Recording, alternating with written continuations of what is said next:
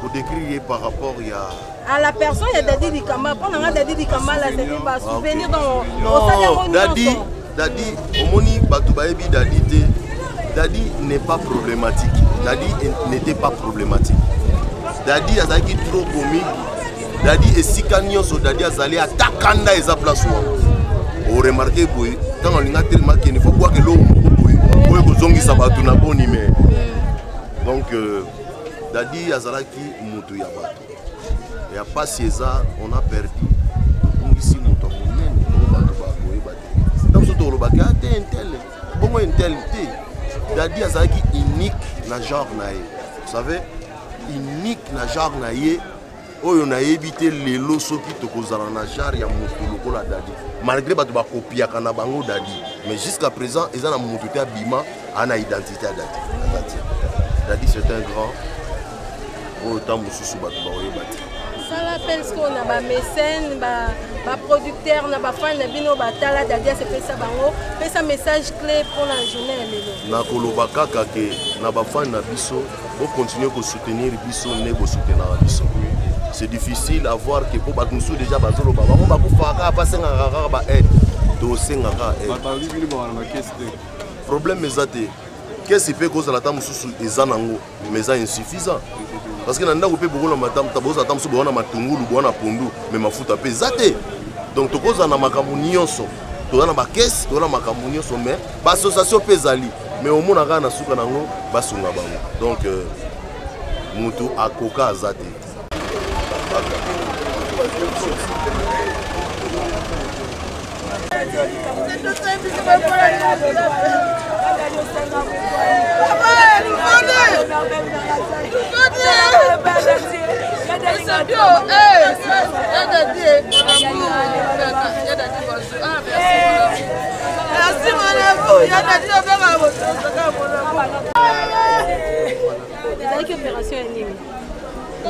biloko basusu bazalaka nango wana tobyango ya bololo wana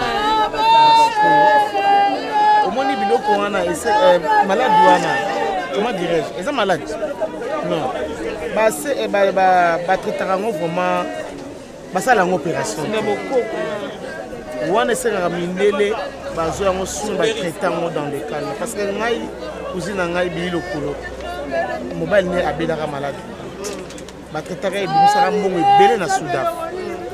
Donc surtout qu'il y a des moyens pour soigner ya Dadi, mais tellement que les artistes pauvres, les artistes tous en est côté. Donc c'est pour ça là, tout ça a un muscle dans Moutou Moko, Moutou n'a pas dans la famille naie, azana bakamunae face à là, à côté la gare à biso. Mais le la biso, tout ça la biso na tina monte na mboka na biso dans la valeur. Pour ça na ma valeur, les mboka na biso l'ingéta bato bano ko publier que non Dadi est malade, il faut pas traiter à la soin. Le gouvernement a vu sur le milieu soutenir Dadi pour Dadi qui demande à beaucoup. Donc, Pascal. Intervention, on arrête pour le manque à moyen. Mais intervention et un arrêt pour intervention, nous tous à l'intervention à Eba quitter Dadi à Zobela. Tant que tu es bisié Dadi comme déjà dans Souka, tu es bisié, abimisi ou c'est la et à son âme, on dit mon épée manakimia, on n'a pas le choix. Il y a des gars qui passe dans mon thème. Donc, je suis sérieux, je suis pembe, je suis moko, je suis mine. Tapi rouge, je suis tomina, je suis karaboati, je suis donc. Vous avez passé dans mon thème, pas si il y a Dadi. Pas si. Il y a Dadi à quoi boyabi, nous avons passé dans le simbe, on a simbe. On a simbe, c'est une manière de simbe dans Zoto. C'est une manière de discipline. Mais ngai Dadi bano simanga na ntoto ngai linga te ba mbeli basimanga na ntoto ya kosimanga sanga ba black no mais Dadi bano simanga na ntoto ape boya kalinga bonga bia Dadi ko fina ka boto fina mabela bia ayo iko kende na ngoti omona to seki to blague mais le Dadi akeni Dadi akeni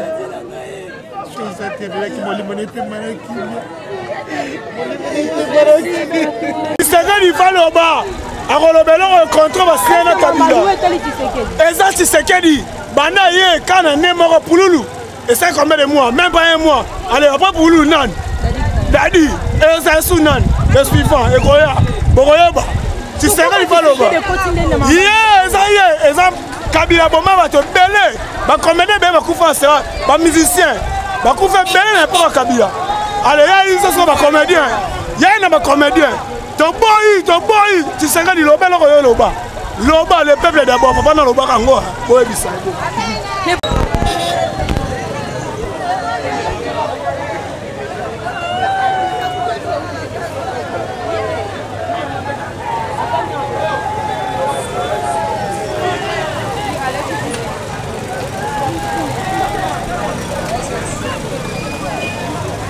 Voilà, instant frappé vraiment, une fois encore de plus aux artistes et comédiens congolais là, nous venons de perdre un grand au nom de Dadi Kitamba là, donc comme vous remarquez derrière moi ici, nous sommes à sa résidence ici à la commune de Ngiringiri. C'est avenue mon pronom numéro 15, c'est vers 23h, presque 45 minutes que la nouvelle est propagée partout, nous apprendre que non, Dadi Kitamba là ne plie.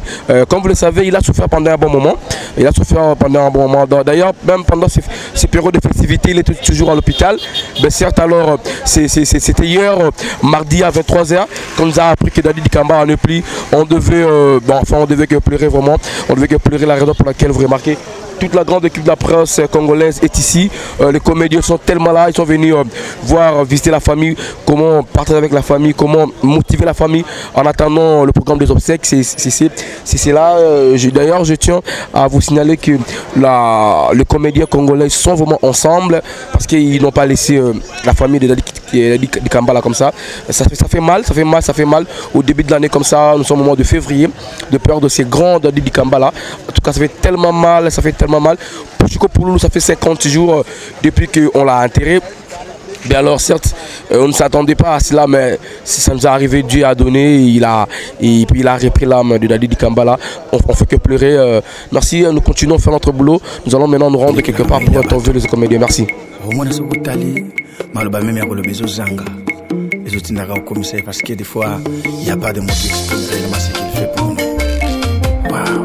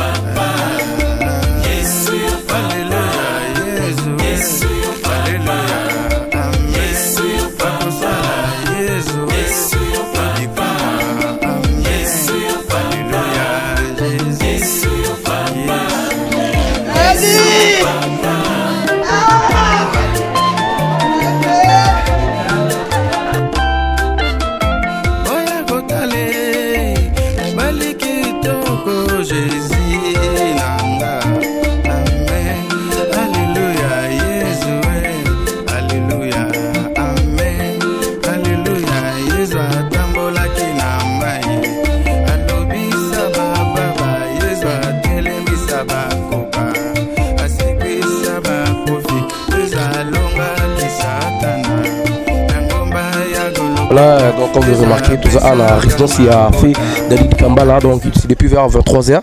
Et toute l'information, la raison pour laquelle vous remarquez l'engouement des gens, les artistes comédiens, les fans, le monde de la presse, surtout nos amis des presses en ligne, sont tellement ici énormément. Et vous, nous aussi, à Amen Ministry TV, on est là pour faire ce boulot. Président Monès, bonjour. Oui, bonjour. Président, ça fait mal.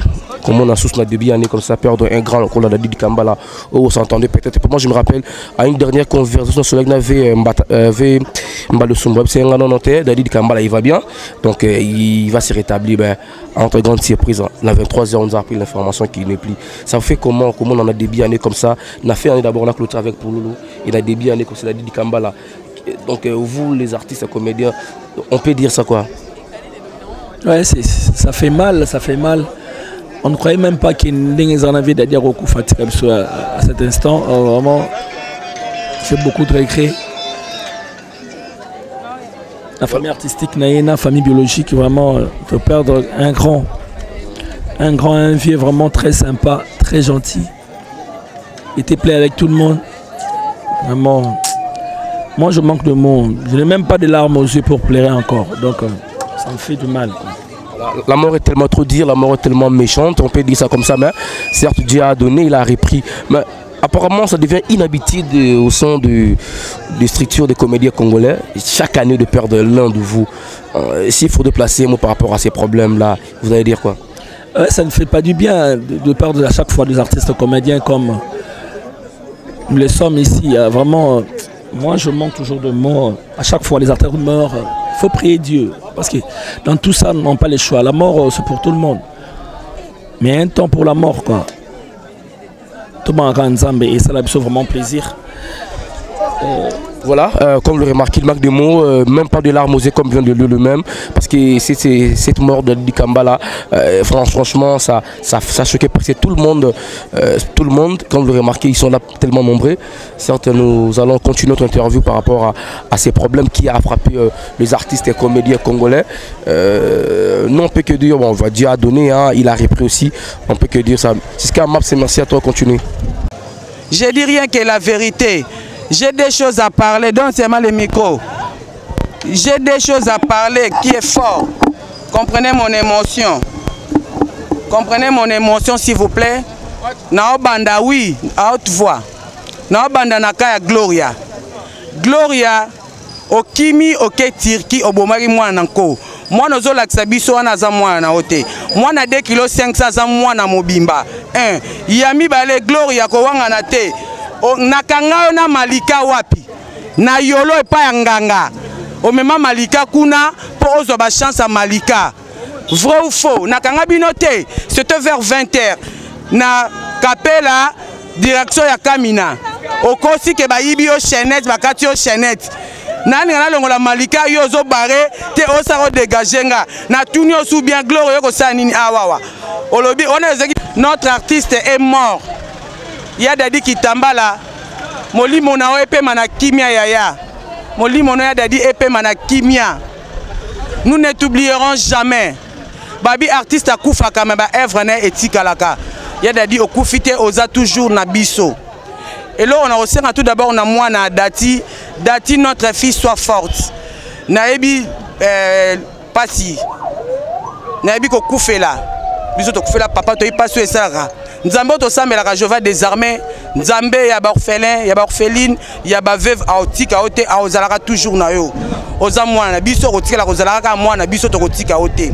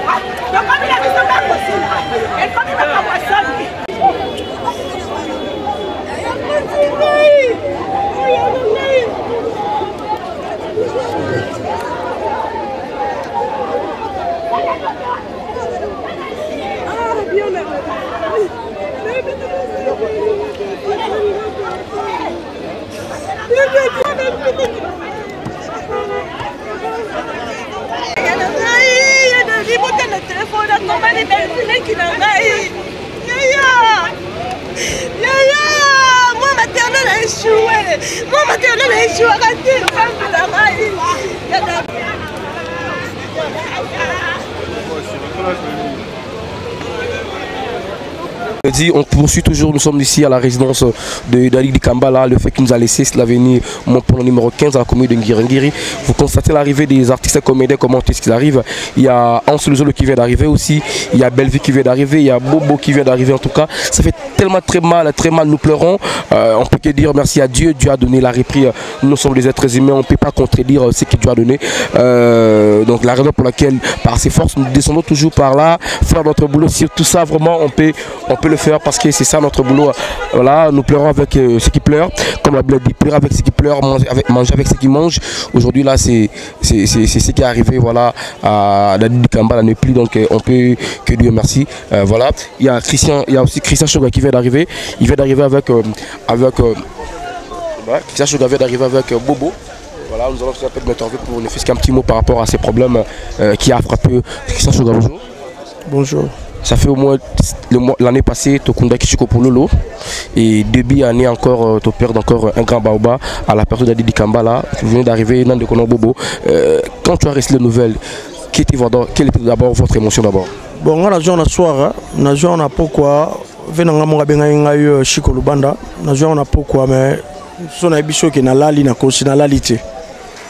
Na lalité, na zabo, na lalité. Tara venant à Kasavobo. Venant à Pena Mabele, va vivre au Taliban au théâtre, Tolandi Balokolo na Bango. Vraiment, c'est triste. C'est triste, voilà. Il y a l'année passée, tu perds de Chico Pouloulou, aux Dali Dikambala. Entre vous, les cinq comédiens, qu'est-ce qui se passe? Apparemment, c'est comme si on peut donner raison aux gens qui disent que voilà, Bolingana raté, Bozolo, on l'a moko Bezara, Nzambe, Otazo, Bolingana Bango. Ok, question faut tout dans Nzambe. Parce que Nzambe ndi Azwaka. Yenda pesaka yepe mtaboto laka na mira makambo fo otuna nzambe so solo la nzambe tunaye elo oni ezoleka na milia ba comédiens. Je ne pense pas les comédiens qui font ça ils a lié à la destin nzambe. Voilà. De tous aboy toujours ebaté au juste les anini toujours ebaté bon nzambe ne karayebi elo ko nini azo sala pona yene mtayebi vrai cause ya makambo nyoso. À nous, Bissomoko, non. Voilà, c'est triste, voilà. Merci beaucoup. Là, comme vous le remarquez, nous sommes là toujours à la commune de Ngiri, à la résidence de Fé Dali Dikambala qui n'est plus avec nous. La désastre comédien arrive, il y a Bobo qui vient d'arriver, c'est Bobo Manoka qui vient d'arriver. Question de passer ces moments avec ses amis et voir la famille, motiver encore la famille parce que la famille est vraiment en douleur, la famille pleure et le corps aussi des artistes comédiens comme on le pleure vraiment à travers la disparition de Dali Dikambala. Bobo, bonjour. Bonjour. Année passée, la fin, tu connais Chico Pololo. Depuis année encore, Makasi Kaki Amoune Dali Dikambala. Tant que vous information, on a boutolo. Quelles étaient d'abord vos émotions? Ben, ça fait toujours mal. Hein. Et ça, ça a bien été, ça a allé. Donc, ils ont allé sans retour. Donc, via Kei. Donc, ça fait trop mal. Donc, c'est tout ce que je peux dire. Donc, ça m'a salé dérangé. Donc, jusque-là, je n'arrive pas à réaliser que c'est vrai. Donc il me faut du temps pour digérer ça. Voilà. Qu'est-ce qui arrive dans la comédie Nabiso? On peut dire quoi ça? Ben, on a évité ça les causes des années non, ils ont la réalité ça na minute sur na milliers Nabiso parce que mon qu'il a décidé son Nzamba boyer ça les mater. Donc c'est qu'ils ont volonté en Nzamba, il sait pourquoi est-ce que ça se passe comme ça et c'est pour quelle finalité. Donc voilà, Biso a tout tirer les leçons et puis savoir comment marcher, la repentance. Et puis voilà quoi, c'est un peu ça. Voilà, merci beaucoup alors. Nous aussi nous serons avec vous pendant ces moments ici. Voilà, merci.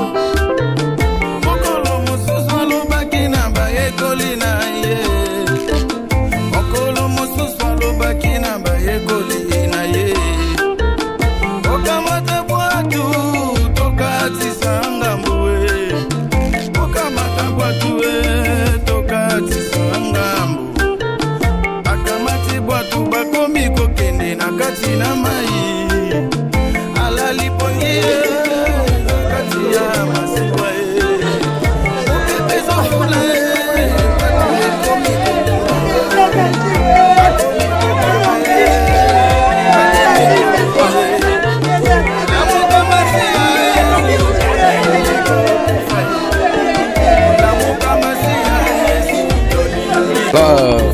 toujours matanga ya fille Dadi Kambala toza awa na bande ko bapante sango ndeko na biso mbanga mbote wa mbote monsieur journaliste bonjour et puis ba condoléances na Congo mobimba ya mboka na biso République démocratique du Congo parce que mutu tokufeli ça fait mal aza icône aza le seul mutu peut-être na makambo lolendo ngakutu aza idole nanga azaka idole nanga par rapport à lolendo na baluba wana to perdre mutu munene Dadi Kambala tapis rouge ça fait mal ya komona année mobimba oh ça dit que année mort des comédiens eux autres début année directement quand tu makase babani année mamona baliwa faux et archi faux ça dit il faut en fait unité zate il faut unité za vraiment na monde a parce que nazo ba keno ba réunion do sa makingani koto kingani kuna na église na ye koto yango ndezo créer ba division.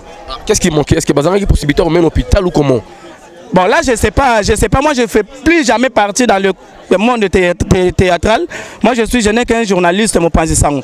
Donc ceux qui ezaki ke bazanga ki mbongo là je sais pas mais ndeko na biso abelaki. Donc na biso abelaki ba tout ba monaki état de santé na ye abelaki donc voilà.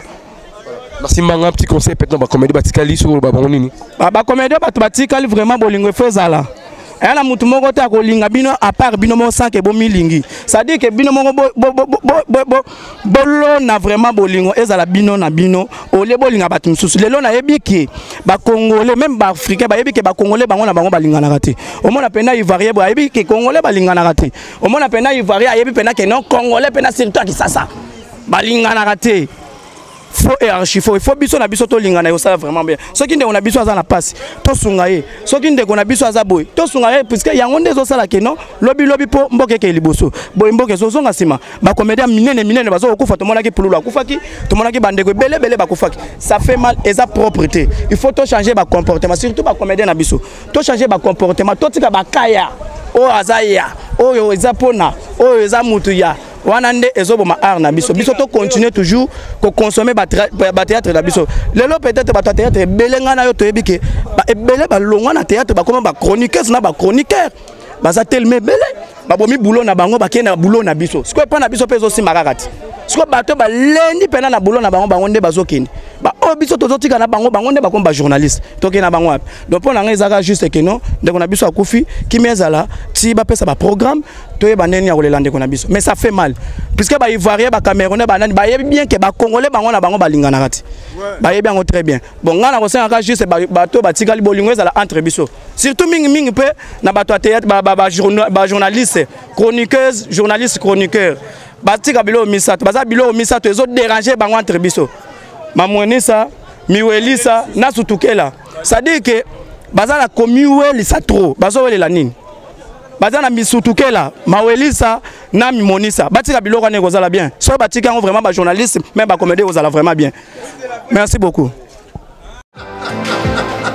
nzamba tika kabala na yete soko sa nzambo zakaya nzambe surtout ba biso ba tsiki to na bio et loko liwa to bien oteto kozala retour nzambe c'est écrit dans la Bible ba tu me suis ba komona retour nzambe ngala za na kati